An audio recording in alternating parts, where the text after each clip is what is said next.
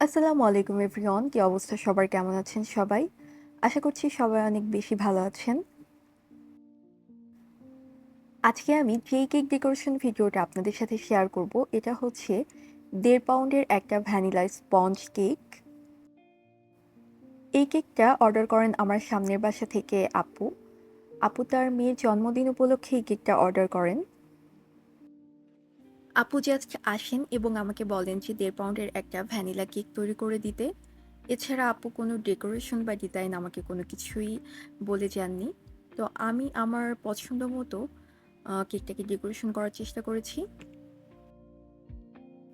তো আমি ১ম এই একটা ১.৫ পাউন্ডের ভ্যানিলা স্পঞ্জ বানিয়ে নিই। আর আমি আজকের কেকটা বেক করেছি ৬ ইঞ্চ মোল্ডে। আমার ক্লায়েন্টের একটা কথা হচ্ছে যে তারা কেকের ক্রিমের অংশটা কম খেতে পছন্দ করেন এবং কেকের অংশটা বেশি খেতে পছন্দ করেন। তো আমাকে তারা সেভাবেই এর আগে বলেছিল যে তাদের কেকে যাতে আমি ক্রিমের অংশটা কম রেখে কেকের অংশটা বেশি রাখি। তো আমি সেজন্য কেকটাকে ২ স্লাইসে ভাগ করেছি। মূলত আমি কেকের স্লাইস করার সময় কেকটাকে ৩ স্লাইস বা ৩ এর অধিক স্লাইস করি। কখনো ৪ বা কখনো ৫ এভাবে করা হয়।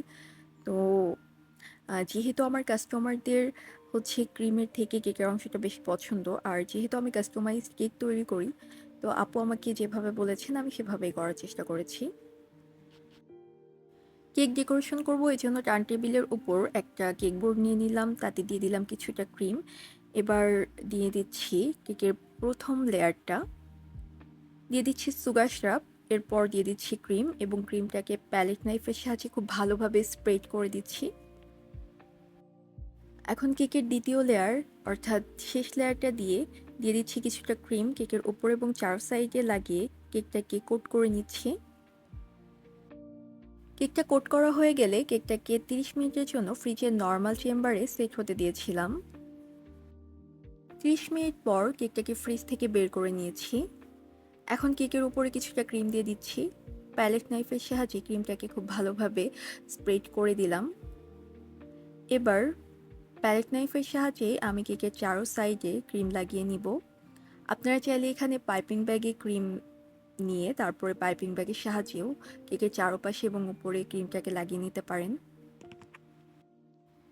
আচ্ছা, আমার প্যালেট নাইফ দিয়ে কেকের উপর এবং চারপাশে ক্রিম লাগানো হয়ে গেছে। এখন আমি একটা স্ক্রাপারের সাহায্যে কেকের উপরের এবং চারপাশের ক্রিমটাকে সেট করে নিব, মানে কেকে একটা ফিনিশিং দেওয়ার চেষ্টা করব। আমি কেকে মোটামুটি একটা ফিনিশিং দিয়ে নিয়েছি। আমি যতটা পারি ততটাই দেওয়ার চেষ্টা করেছি। আমি কিছুটা ক্রিমের মধ্যে অরেঞ্জ ইয়েলো ফুড কালারটা ব্যবহার করেছি এবং ক্রিমটাকে মিক্সড করে নিয়েছি ফুড কালার দিয়ে। এখন আমি সেটাই একটা প্যালেট নাইফের সাহায্যে কেকের নিচে চারপাশে দিয়ে দিচ্ছি। আমি প্রথমেই কেকের উপরে বার্থডে উইশটা লিখে নিলাম। যেহেতু আমার ক্লায়েন্ট আমাকে বলেনি কেক ডেকোরেশনটা কেমন হবে বা ডিজাইন তারা সিলেক্ট করে দেয়নি আমাকে। তো আমি একটু চিন্তা ভাবনা করছিলাম যে আমি আসলে কি ডেকোরেশন করব। তো এর মাঝে আমার মাথায় একটা সিন্ড্রেলা টাইপের বা হচ্ছে রাজকন্যা টাইপের ডিজাইন মাথায় চলে আসলো। আমার কাছে কিছু কার্ড ছিল। তো আমি ওইখান থেকে একটা কার্ড ইউজ করে আজকে কেকটাকে ডেকোরেশন করব। যেই ভাবা সেই কাজ, আমি চটজলদি একটা স্টিকার নিয়ে আসলাম আর স্টিকারটাকে কেকের মাঝামাঝি বসিয়ে দিলাম। নিয়ে নিচ্ছি একটা পাইপিং ব্যাগ, একটা রোজ নজেল আর নিয়ে নিচ্ছি অরেঞ্জ ইয়েলো কালারের সেই ক্রিমটা। আমি রোজ নজেল দিয়েই ডিজাইন করে করে স্টিকার ডলটাকে একটা ড্রেস পরিয়ে দিলাম। কেকটা দেখতে এত মিষ্টি লাগছিল যেটা সম্পূর্ণটা হয়তো আমি ভিডিওতে ফুটিয়ে তুলতে পারিনি। এই কেকটা পাওয়ার পর আমার ক্লায়েন্ট অনেক বেশি খুশি হয়ে যায়। স্পেশালি যার বার্থডে ছিল সে তো অনেক বেশি খুশি হয়ে যায়, কারণ ও চিন্তাই করেনি যে কেকের ডেকোরেশনটা এরকম হবে।